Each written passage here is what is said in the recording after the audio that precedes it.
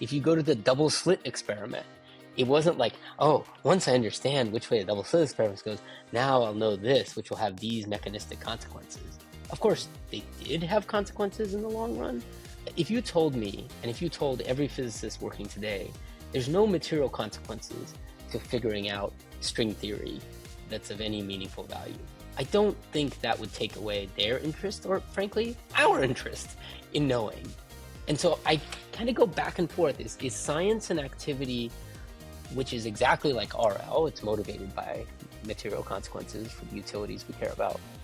Or is science an activity from which material stuff follows, but we have some other aesthetic interest, which I don't know what that is? So anyway, I'm putting that out there because I'm not 100% sure I myself know. Rich, anything you'd like to say there? Well, a couple things. First, I don't really think there's any conflict between those two. You want to discover the way the world works so you can do what get what you do want.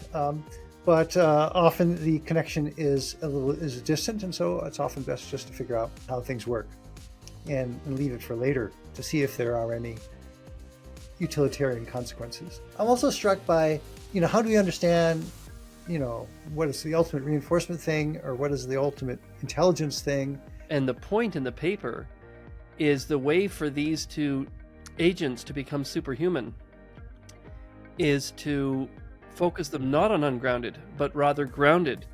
And so that means that they don't get the reward signals that are things we can't articulate that we feel good about. And maybe we don't even know why we feel good about them. Exactly. Objective objectives.